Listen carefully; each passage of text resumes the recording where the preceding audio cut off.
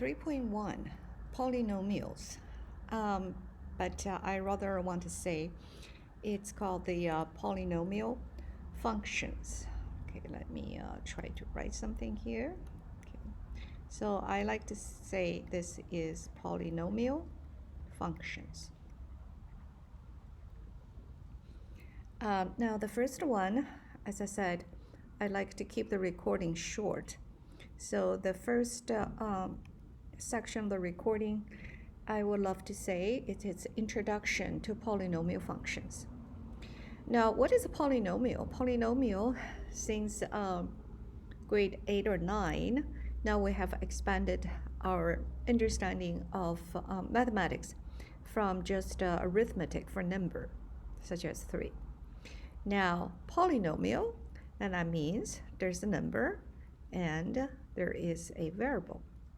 So the difference from here, 3 to 3x, as far as I'm concerned, it is huge.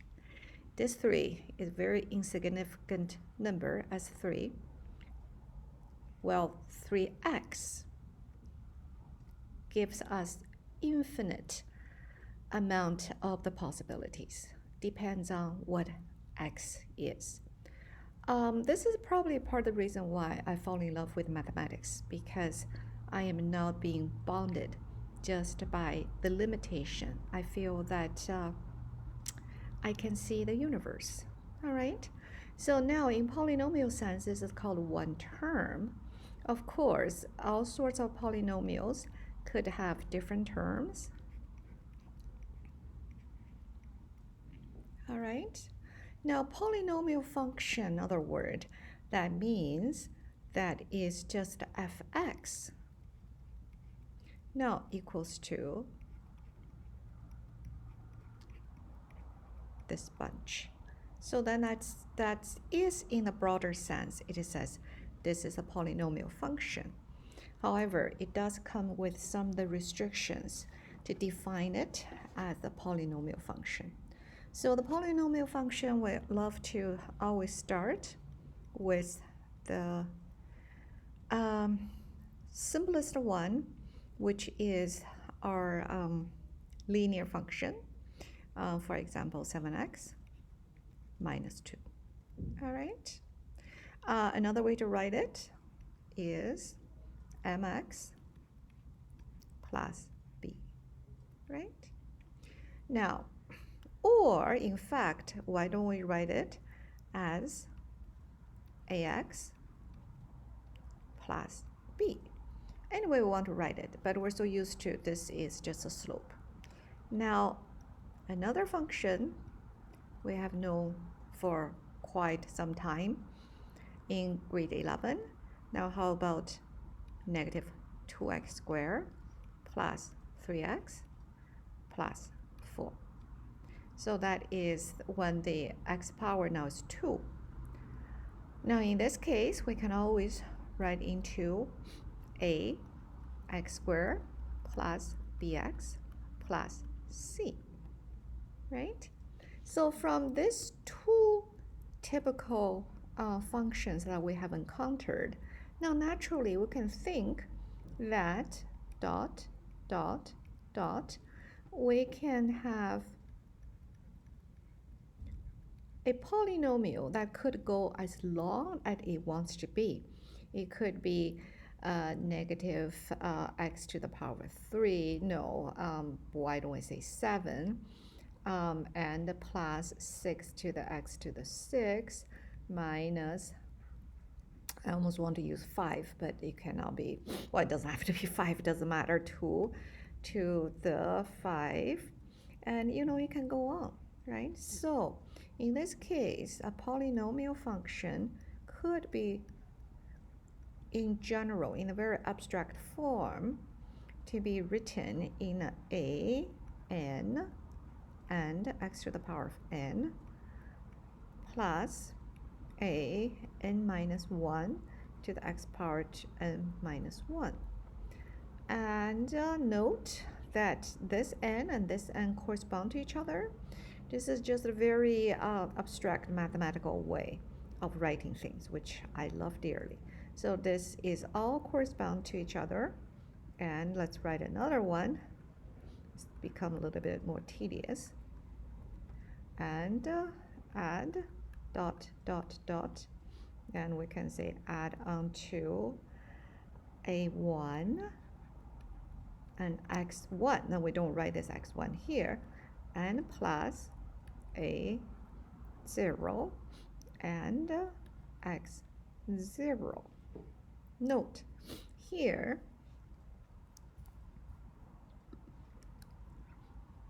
I think most of you have already realized what's going on here, because this x to the power 0, x to the power 0, that equals to 1. So the last term, it is just a 0. So then this one we call the constant.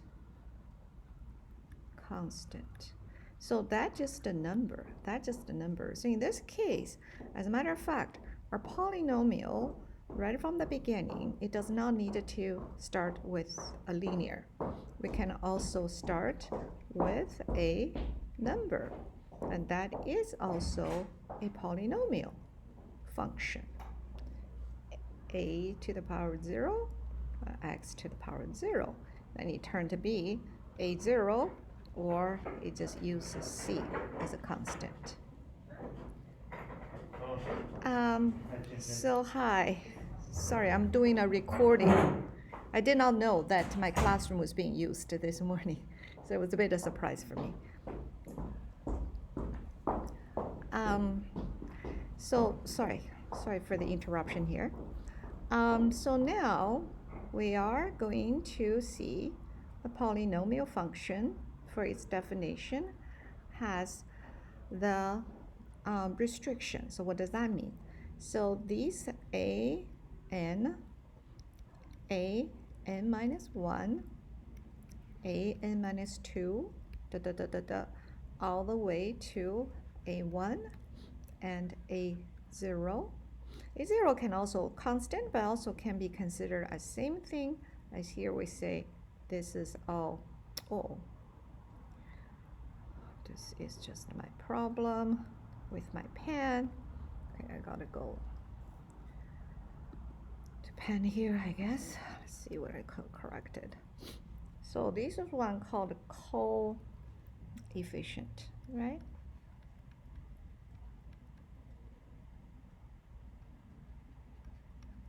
So these are the coefficient.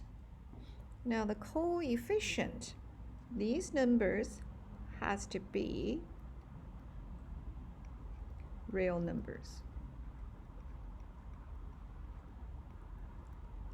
So that means this coefficient cannot be something looking like the root of -1. All right. Other than that, yes, the coefficient definitely can be an irrational number. However, for x to the power of n, x to the power of n minus 1, x to the power of 1, these n minus 1, and 1, these numbers has to so-called be whole numbers. So it means the power of the exponent of the variable x, that has to be whole numbers. What is whole numbers? Whole numbers is natural number 1, 2, 3, and 4, and plus 0. So therefore, this is why this one here, the x could be to the power of 0. All right. Now, so this is just the polynomial functions. So now, for example, if a function, if f(x) equals to 7 root of x plus 2x minus 6. Now this is not a polynomial function. Why? Because here we go, this equals to x to the power of 1 over 2. Therefore, this does not satisfy the definition of what exponent have to be. Now, another example, if there's fx equals to 7x minus 3 over x. Now, what's going on here? Okay, well, then we can say, okay, well, that means 7. Just cancel with that. Subtract 3 over x. All right, so what's going on here? Now, here, that means negative 3 to the x to the power of negative 1 plus 7. All right, so this is again not a polynomial function because this power now turned out to be negative 1. And that is not allowed in the polynomial functions group.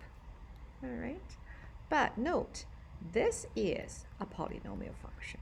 For example, this could be the root of 2, x to the power of 2, subtract 6x, plus 1 over 4. See that? This is a polynomial function because these coefficients, as far as they are real numbers, then that is a polynomial function. Now, next one is the shape. The shape of the polynomial function. Now, we can start with the simplest one, which are linear. So our linear is a straight line. So either go there, or go there, or even go here, or go here. See that? So that is a shape. And then our quadratic. This, that, or that, right? And you can think of different quadratics. And then we can even use a cubic to think. The cubic is the simplest function is there like something like that. This is bad drawing. All right. So now from these shapes, we can make an assumption to say that the polynomials function, the shape of the graph, it is always smooth, curves, it's all smooth, and there's no breaks. There's no something looking like there's a graph, and all of a sudden it stopped there, and then there's another graph keep going. There's no such a thing. The further proof has to be used as higher level to further prove it, but we're just using this kind of inductive reasoning to say, okay, look at power 1, power 2, power 3, they all seem like that. And if you use the decimals, and you can see the power 4 compared with what this one, it just have like this guy, and then that's power 4. And you can try use decimals to see a whole bunch of things. The conclusion is they never have a break, nor they would have anything such as like there's a good curve, there's still good curve, and then all of a sudden there is a sharp turn. These kind of very sharp turn.